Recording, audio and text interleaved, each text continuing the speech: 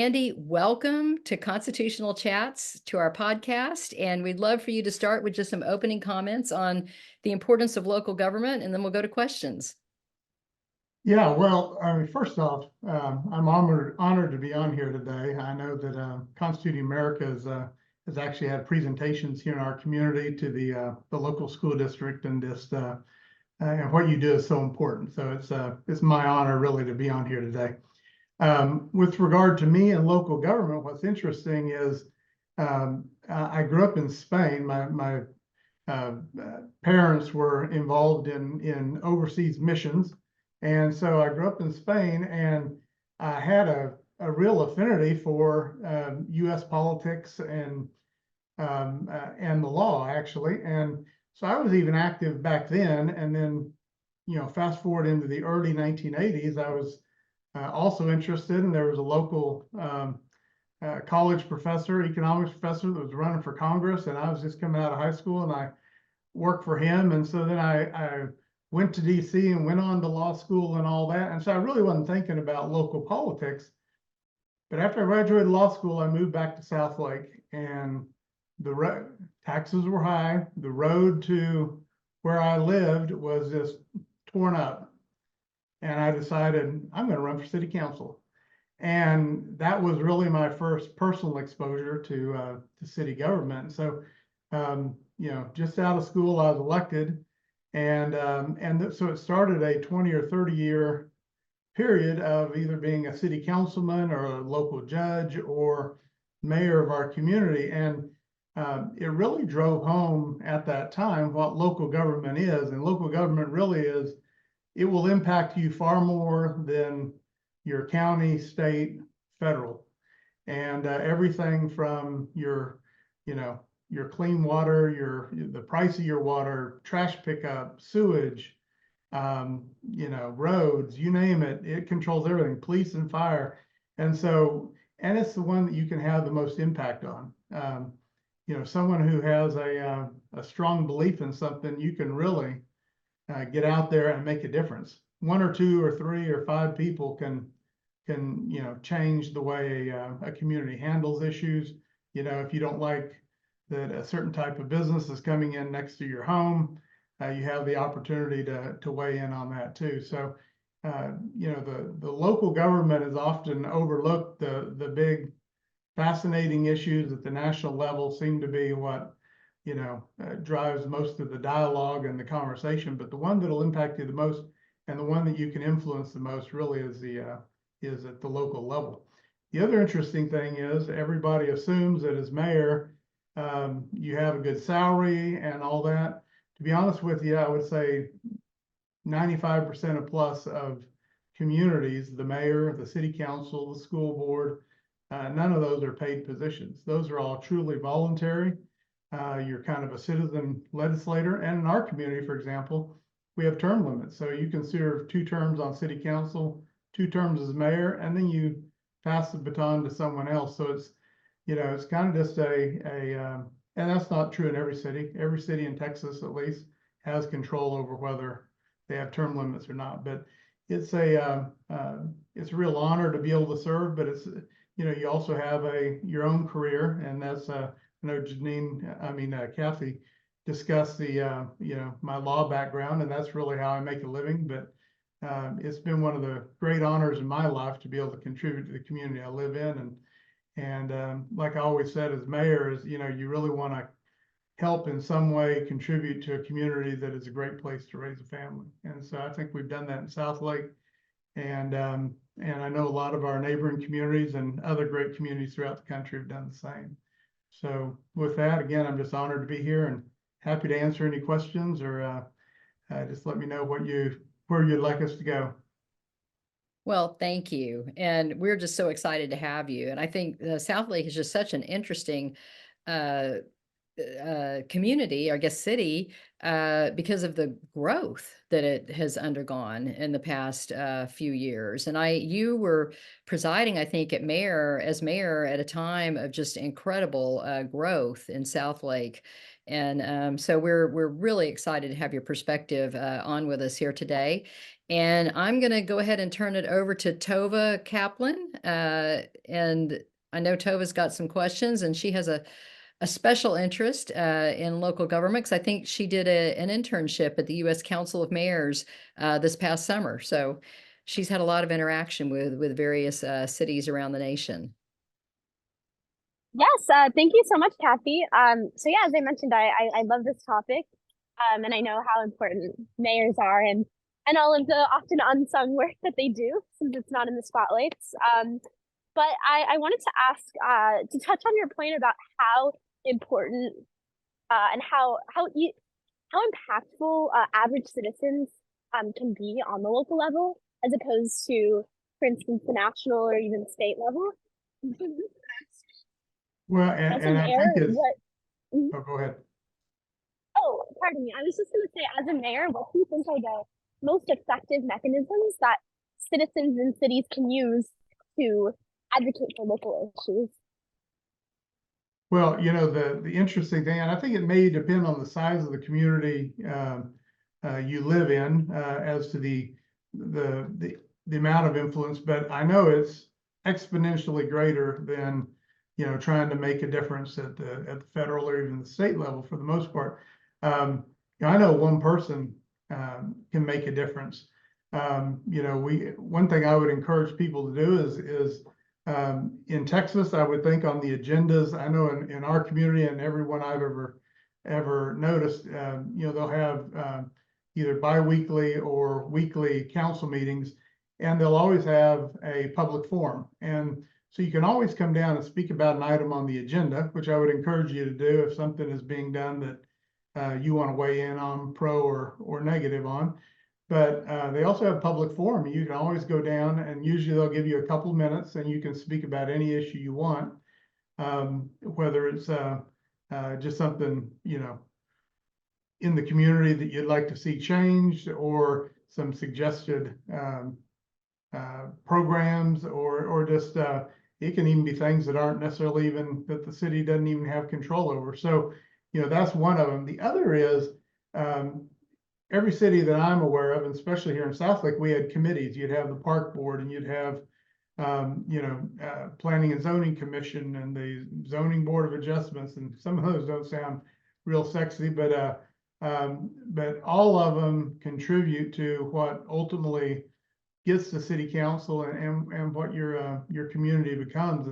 And those are much, those don't require running a campaign to be elected, but it's we generally wanted to select people that had a high interest level in the community or the particular area that they were going to volunteer for. So that would be something I'd also encourage people. I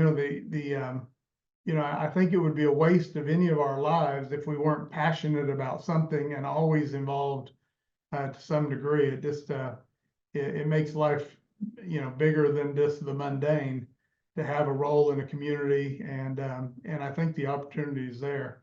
It doesn't take a whole lot of work to be involved.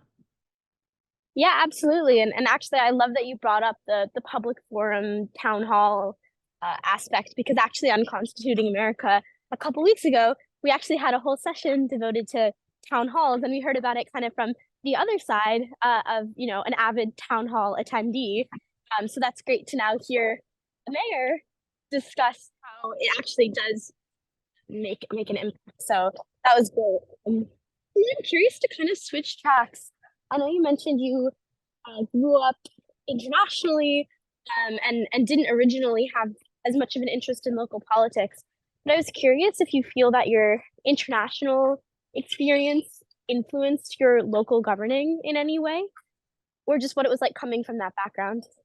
Yeah, it definitely did, and it's probably some silly things that I can talk about, but we some of my experience, we lived in Spain for the majority of it, but I also spent some time in England too. And so when I came back, and this is actually when I was first on city council in the mid 1990s, and it kind of continued into my time as mayor, but it seemed like every new development in our community, and because Southlake was more of a rural community to, just outside metropolitan Dallas and Fort Worth, and had a lot of farms and larger tracts that had been there for many years. And the reason it hadn't developed out so quick is because you can put water and you can put electricity, but you can't.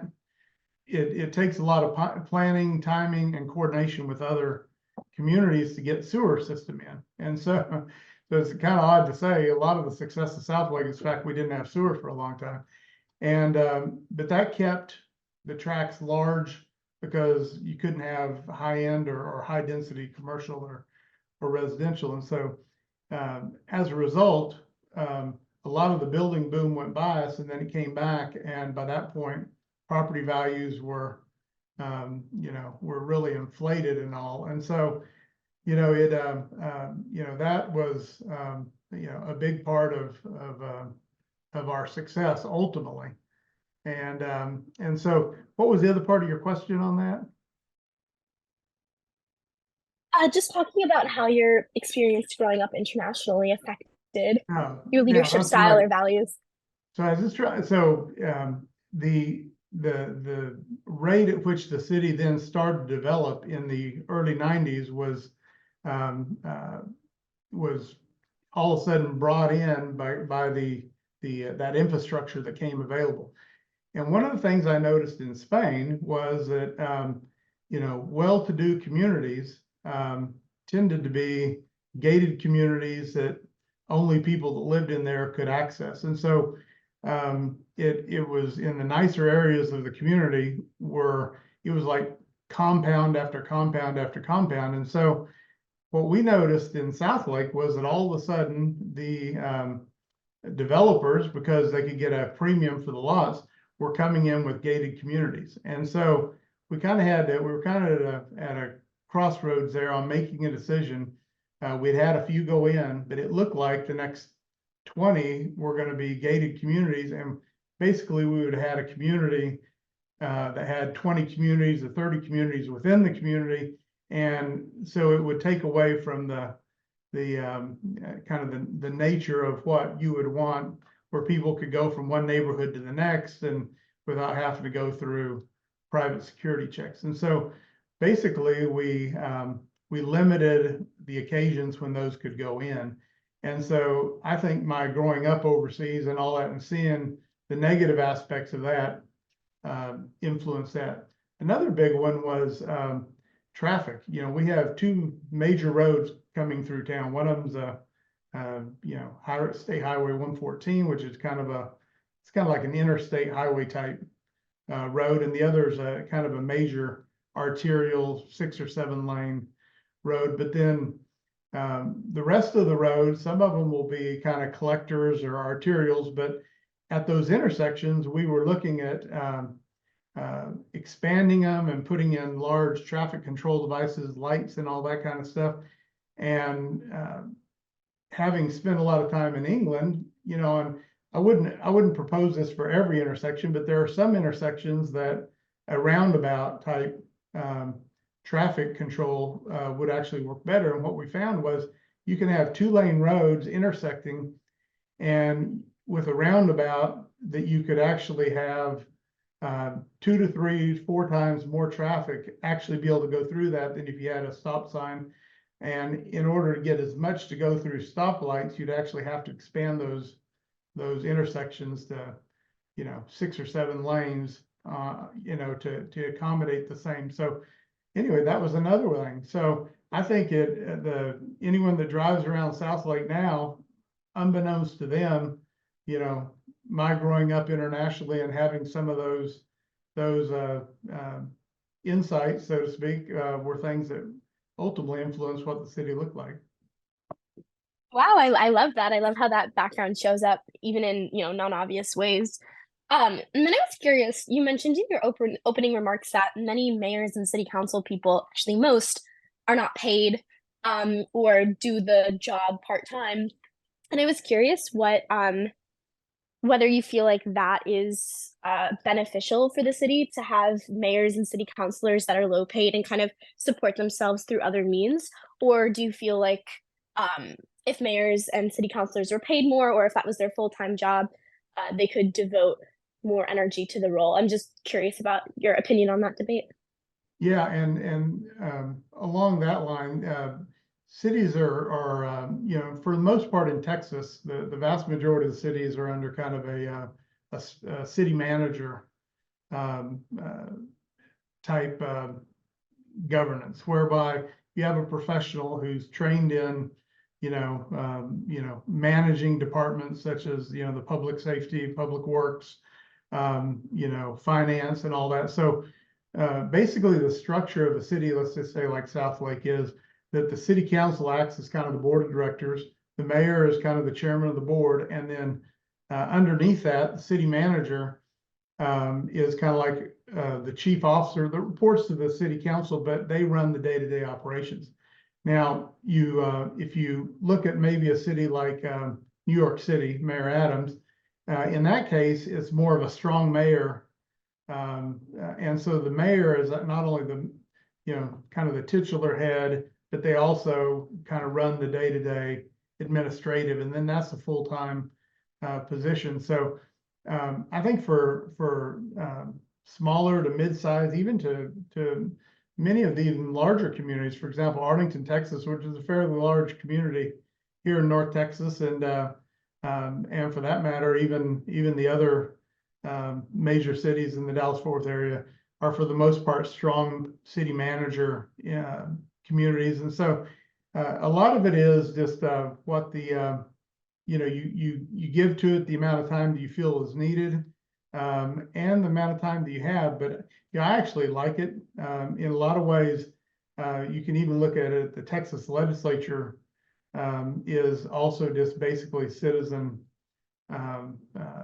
legislators who you know, they're paid a per diem when they're actually serving, but other than that, it's very little compensation for what they do, and I think that works better.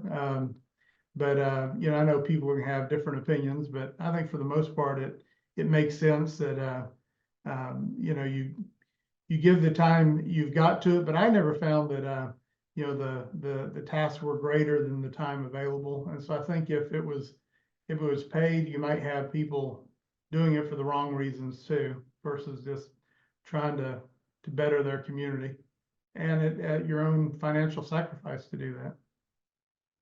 Right. It gives a, you know, deeper meaning to public service. And then I guess for my final question, with the few minutes I have left, I know you've mentioned you have a strong background in law, and that's what you do for your non-political career. So I was curious if you felt that pursuing having a strong background in law was beneficial to you as a mayor, or was that more of a separate vocation? Well, you know, I think it was critical. And what's interesting is if you look at you know, I've over the years served with a lot of people, and you know, any council that I've either served on or as the mayor of with, you know, we always had myself and usually one or two other lawyers in the group, and I think it'd be terrible if the whole thing were lawyers. But having a little bit of that is a good thing, because oftentimes, you know, legal issues would come up and the city attorney would advise the council. And I think having one or two of the council members also be an attorney kind of, you know, helped explain. There are times, for example, when you know, the city council may not be thrilled about a certain development, but this development they have their zoning, they have every legal entitlement possible to do what they want to do. And we may not like it, and the community may not like it, but the city council cannot deny their application. And those are the tough times, but those are the times that, you know, as an attorney, you can also kind of weigh in with the city attorney and say, you know, look, we don't like this. We're going to catch a lot of political heat for it, but it's our obligation to approve it. There's no discretion in this case. And so, you know, I think my legal background helped in those situations time and time again over the years. And so, but I think everybody brings something different. You know, you wouldn't want a city council filled with developers, because, you know, they kind of have a little different perspective maybe on how the city should develop out. And then on the flip side, you know, you don't want you don't want all of anything. But I think from my perspective, I think it more was along the public service angle that and you know, to be honest with you, since my time in local government, I mean, you're hand in glove with your state reps, your congressional representatives, your senators, you name it. I mean, you're interacting with them all the time, and so for a person who enjoyed law and politics, especially constitutional issues, it was a really good fit. You know, I've got a son. He's in college now, and we were talking one time, and I said, you know, what do you want to do? And he goes, well, I want to run for political office. And I said, well, that's not necessarily a career unto itself. You need to kind of have a career, and then if you feel compelled to do that down the road, you know, so be it. And so law is really probably the best fit for that. Maybe the only thing better would be an entrepreneur, someone who just goes out and starts their own business, and you know, kind of their perspective might be better than a lawyer's. But I've found that it's been a perfect fit for me. Great. Well, thank you so much for your time and insights and service to your community. I'm now going to pass on to Jewel and Jordan for some more questions. Sorry, our mic button disappeared in our Zoom window. That was different. I don't know if something updated, but it was a great discussion and great to hear your service to your community, and it really inspires us in our audience, since these are civically minded people and constitutionally minded people, to get involved in our communities.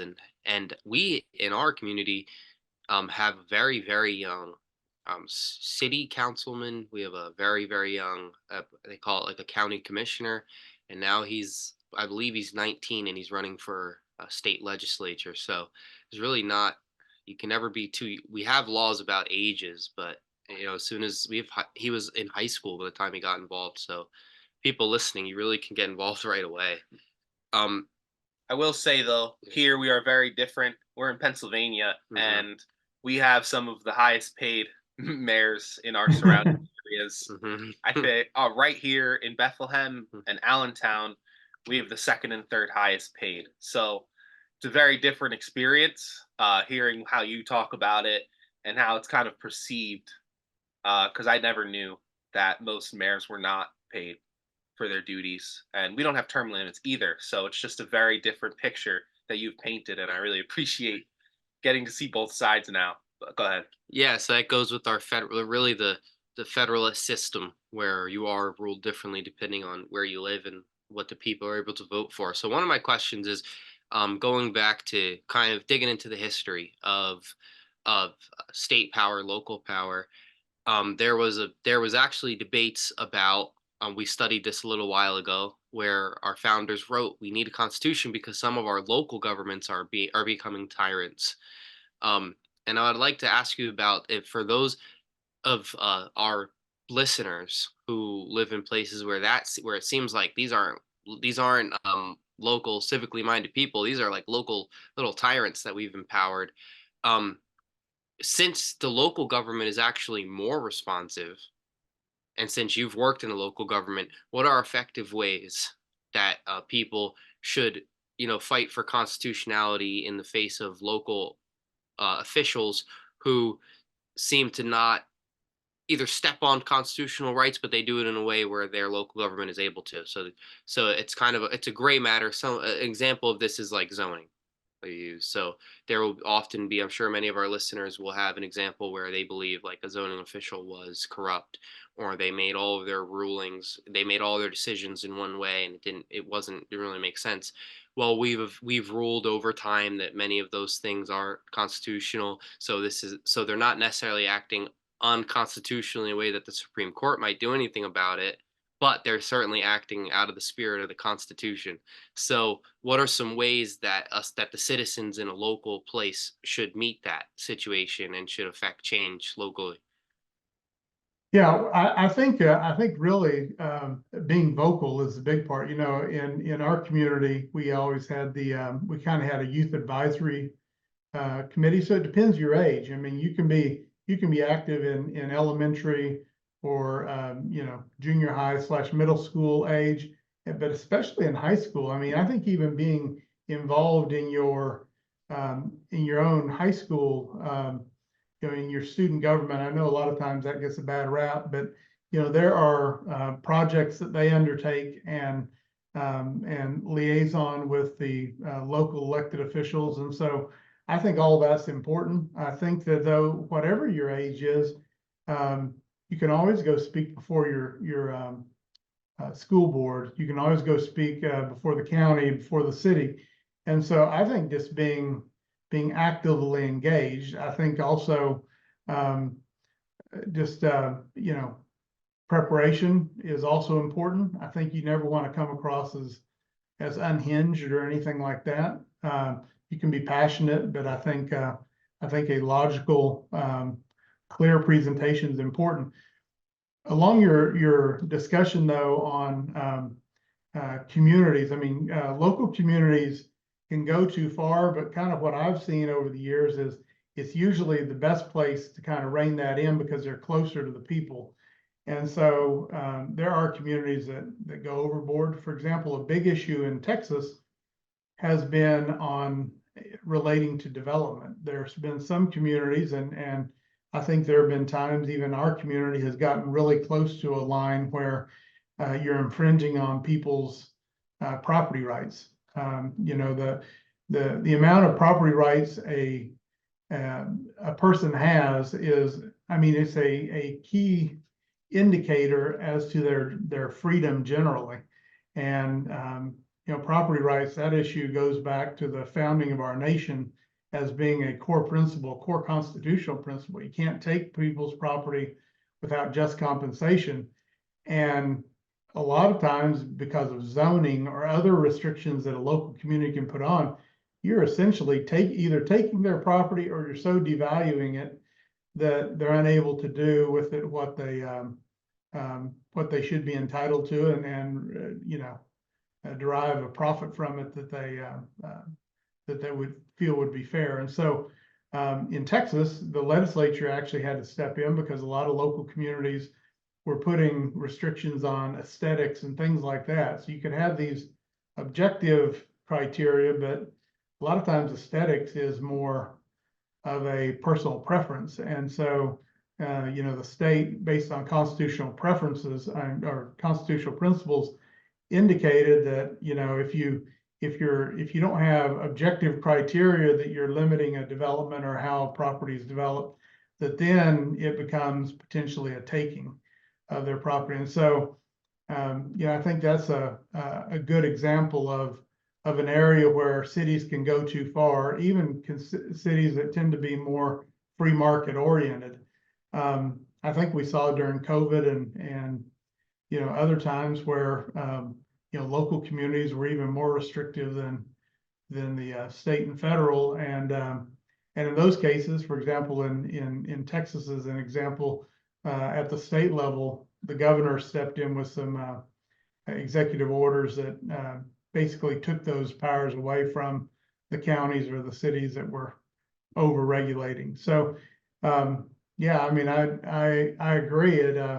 I still think the local community is your best opportunity to have an impact, and just by being engaged, knowing what's going on, and letting the elected officials know where you stand.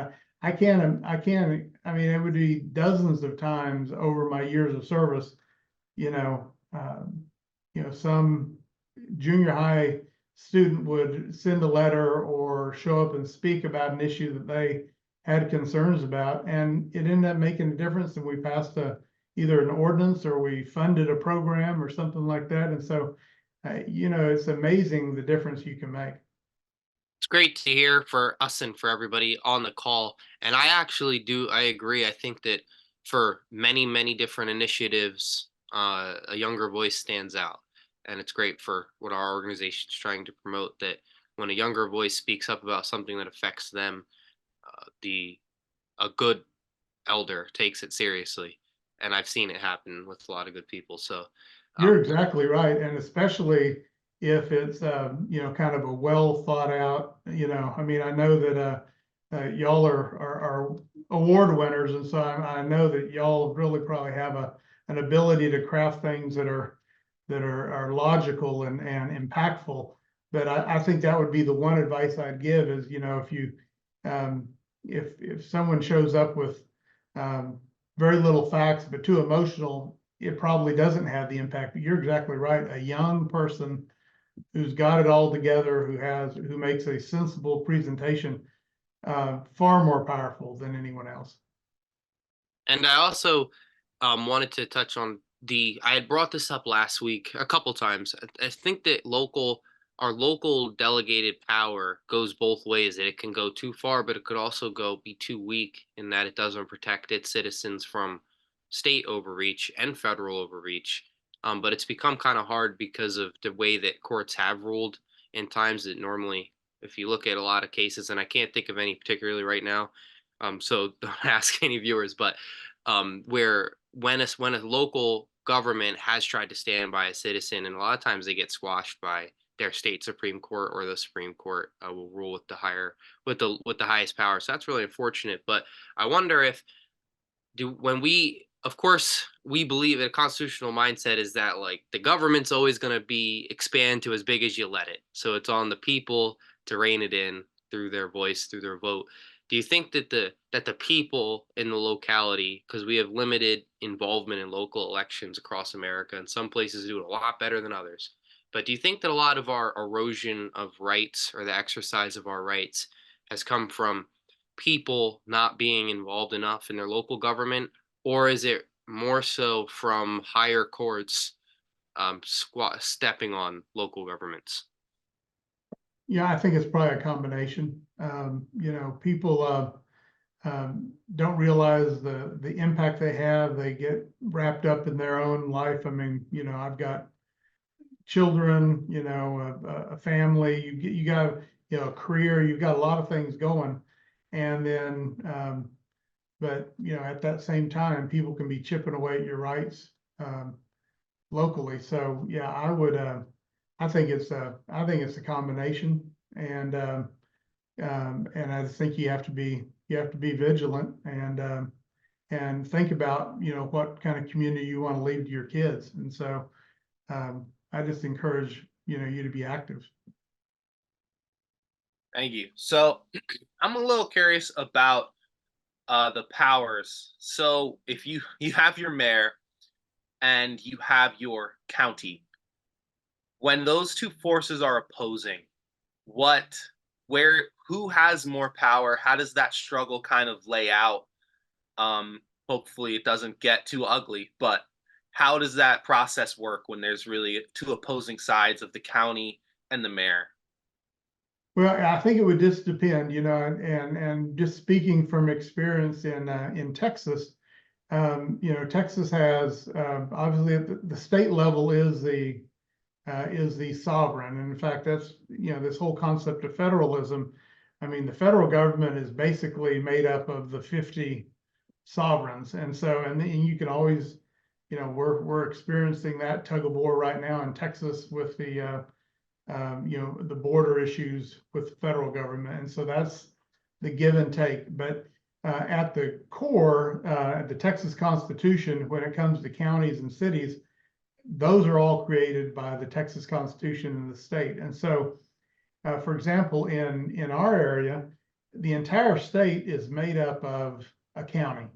No matter where you're at in the state, you're in a county, but you're not necessarily in a city, depending on where you're at in the state.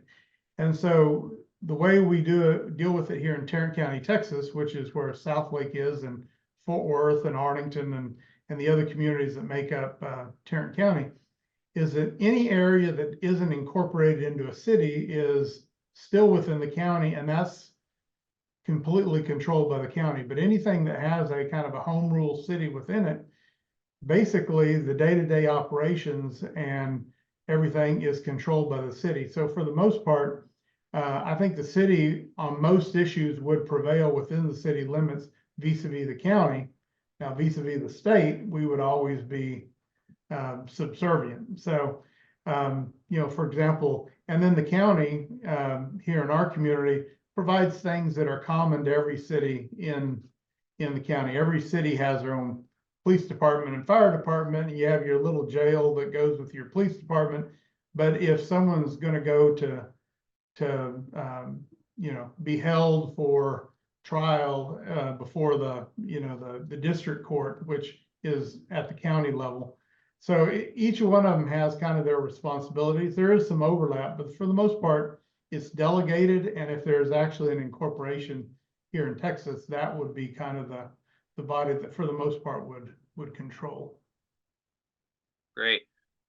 So if a city is now clashing with the state governor, but not so clearly, to give an example, so a sanctuary city, is that allowed by the governor because he turns a blind eye to it, or does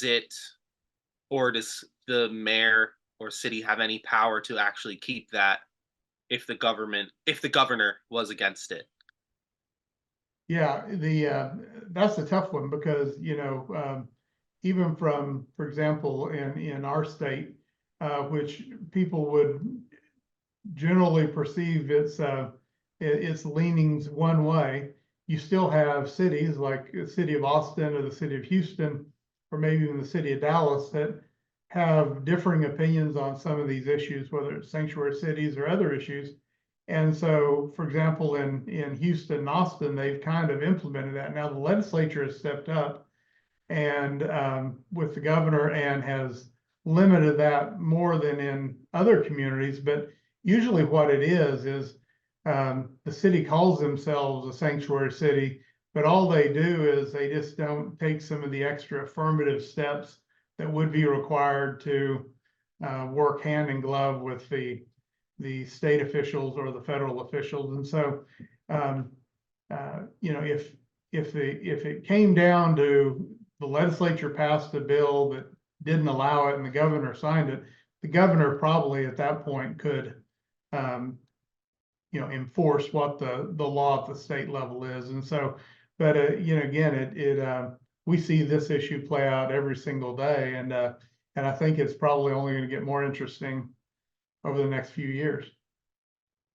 I don't think there's a clear answer to what you're asking that, unfortunately. I think I would like to say that they would have to do what the governor says, although on the flip side, here in Texas, there have been some communities that have,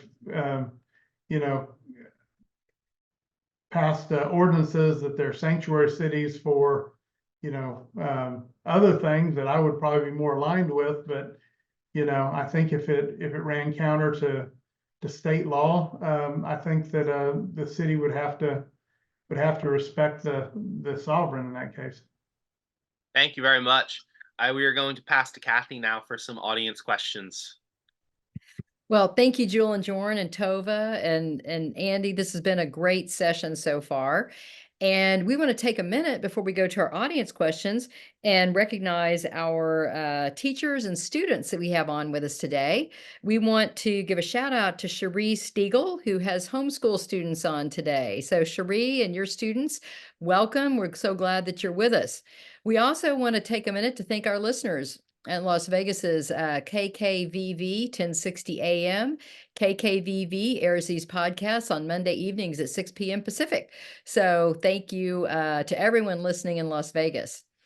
So Andy, Dwayne Horner writes about a situation with yard signs. I think he's writing specifically about something going on in Frisco, Texas. But he says cities and colleges are setting what I believe unreasonable restrictions on the time, place, and manner polling places at, I guess, signs at polling places and electioneering. They say they can regulate the size and the ways the sign is placed in the ground. Basically, blanket immunity to do whatever they want. What is to prevent, I guess, cities from passing a reasonable restriction on what literature you can pass out, if any, or what you can say to the voter? In other words, I think what Dwayne is saying is if they can regulate yard signs, how long is it going to be until local governments start trying to regulate what can be passed out at the polls and that kind of thing?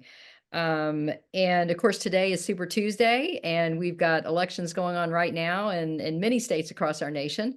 So what are your thoughts on the whole issue of localities regulating yard signs and activity at polling places? You know, that's an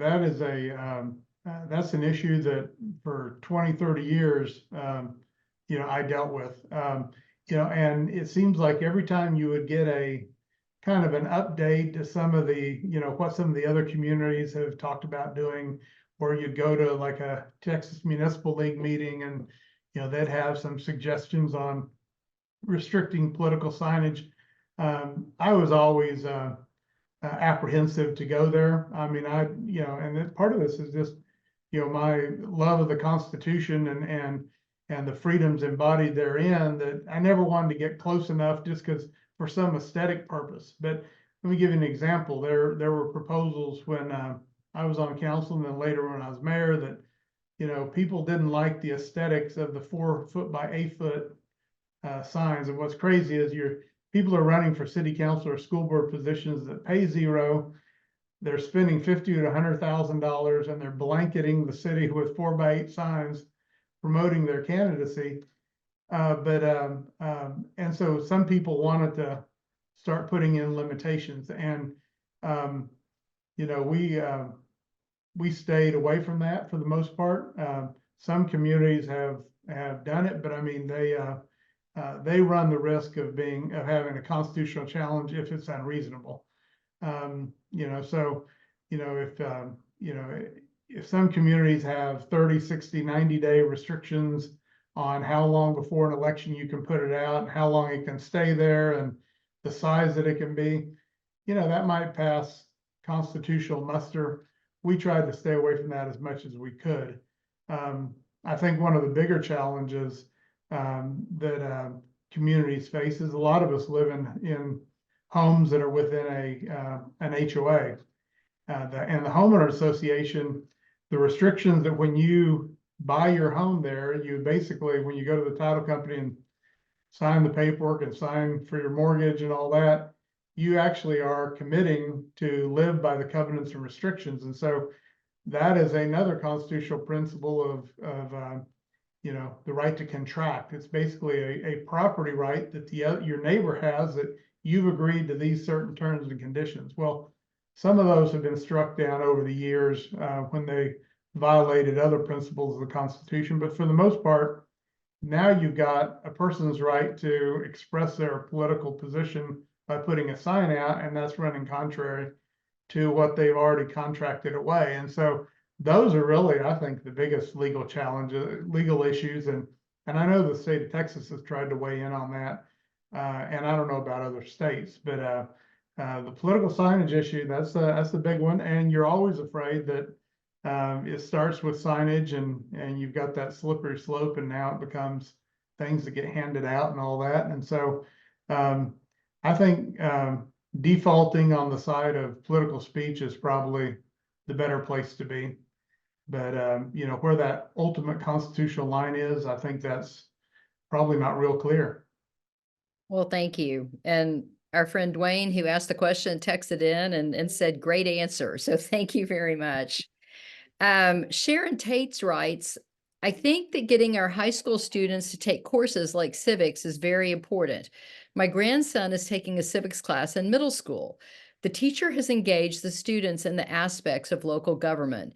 Jack is very enthusiastic about his class and the interactive activities that they're doing. Do you happen to know if students in your area are taking civics classes like the one that Sharon is talking about? I think is probably in Virginia. Yeah, they do. I know in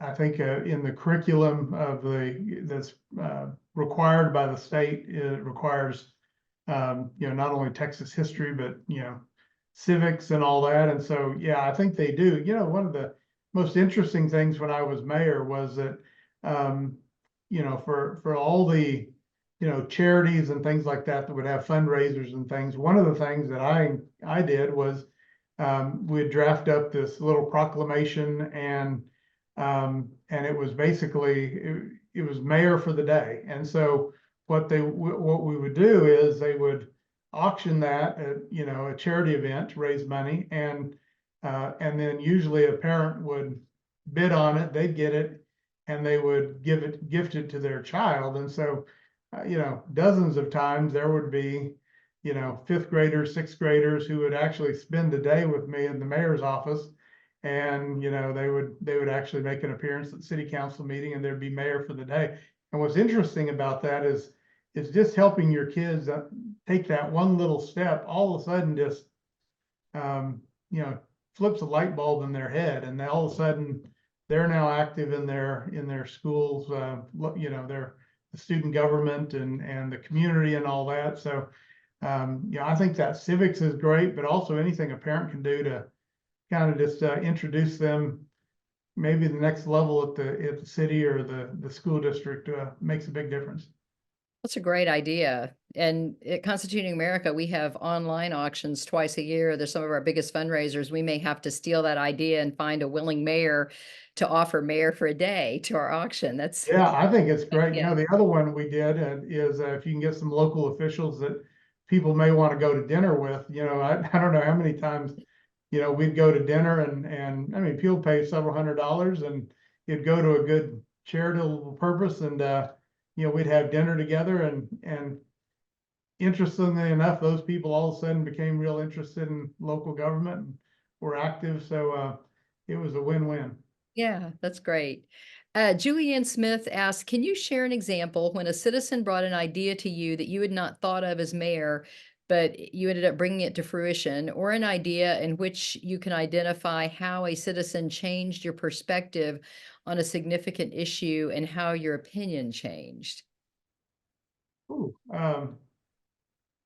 that's interesting. I'd have to think about that. Nothing comes to mind, although I'm sure there's 100 situations. A lot of them, well, one example would be the way our community developed. A lot of the early development, didn't come with sidewalks, and so we undertook a program over 20 years. I mean, tens of millions of dollars, I'm sure, in total cost of providing full connectivity with hike and bike trails and all that.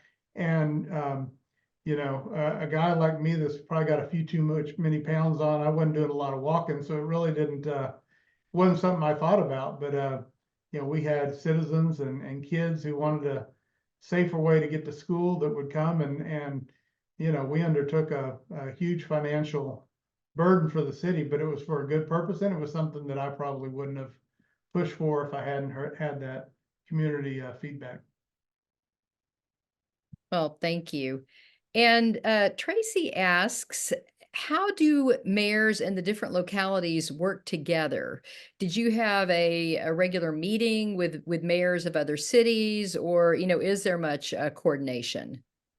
Yeah, there is some. In our area up here, we had kind of a mayor's council, and we would try every quarter or so to have either dinner with our spouses, everybody together, or even separately. Now, to be perfectly blunt, it's probably not as good as it should be. Everybody kind of stays focused on their deal, but there are so many things that that we have in common. There probably should be more of that. The other thing too is in these communities, we all have overlapping, like in our area, we have overlapping school districts, even with our cities. And so there tends to be some of that interaction that is that's forced, that ends up also being a good thing. The other thing is a lot of times you get a good sense of other communities, because what most people don't realize is your local elected official. It may be you know, a soccer mom that's upset about something going on in the school and runs for school board, and then they do such a great job, then they end up running for, you know, county position or state legislature. I mean, your local community is the farm team for people who become, you know, our national leaders at times even. And so, you know, it's really important to be engaged, because if you leave it to people who aren't, you know, aligned with what you believe, you're really ceding the high ground to, or at least the future to, somebody who, you know, will be well positioned down the road to run. So, you know, I know that's a little off topic here, but I mean, you know, we do have that interaction with other cities, but we even get it more once they start advancing. And so coordination is important, and, you know, some of it is by us trying to make it happen. Other it's because it's kind of imposed on us, but I think all of it's good.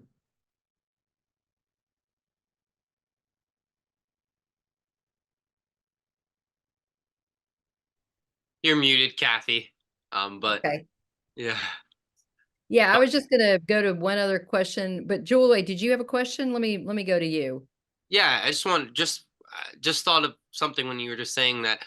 Who creates the school districts, and what happens when there's a school district in multiple municipalities, like multiple cities, or however else you just described it? Yeah, well, what's interesting here is, you know how I talked about earlier, like you can take the whole state, and the whole state, there's always a county that fills every inch of land within a state. Likewise, there's a school district that covers the entire state, because you know, every kid's got to go to school.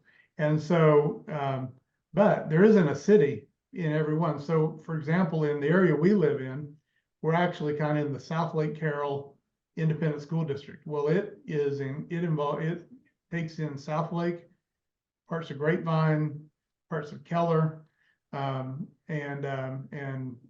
actually parts of I think it takes in a little bit of Colleyville too. Point being is that dates back to the founding of the state in the 1800s. Well, the city of Southlake has only been around since the 1950s, when a bunch of landowners here were concerned about some of the neighboring cities were starting to annex land toward them, and they wanted their own community. And so, you know, it's and I'm sure every state may be different, but you know, since every kid has to go to school, the school districts predated everything. One interesting thing is, in some communities, you know, the mayors actually control the schools, and I believe it's that way in like New York City, for example. The mayor has impact over you know, decisions that are made at the school level. Well, in our community, as mayor, I have no impact over that, and I would have, you know, people come in from other states and other cities, and they would chastise me for, you know, I need to do X, Y, Z, or I need to fire the school board because they're not, you know, doing something right. And I basically just wrote them back and said, well, you as a citizen are going to have to fire them at the ballot box, because they're a independent sovereign who you elect, and I have no impact over their decisions at the school level. So interesting. Thanks. Well, and thank you. We are right near the top of the hour, and so we want to thank you so much, Andy, for being with us. It was a really great discussion. As a matter of fact, Mark DeRoba wrote here in the comments, great discussion. Thank you. And I think everybody in the audience feels the same way. I know we all learned a lot, and we're just so honored to have you. And we want to invite our listeners to join us next Tuesday at 2 p.m. Eastern. We're going to have the former Attorney General of the state of Virginia, former state senator, Ken Cuccinelli, on with us to talk about state government. So any closing comments from anyone before we say goodbye? Just thank you so much for being on and for your time. It's a great show. Well, my pleasure. And you know, I know it's not the sexy part of the Constitution and everything, but I think it's the foundation. You're at the local level in the area that everybody can get engaged in at a young age and and make a difference. It is for sure. Thank you so much. And thank you to our audience.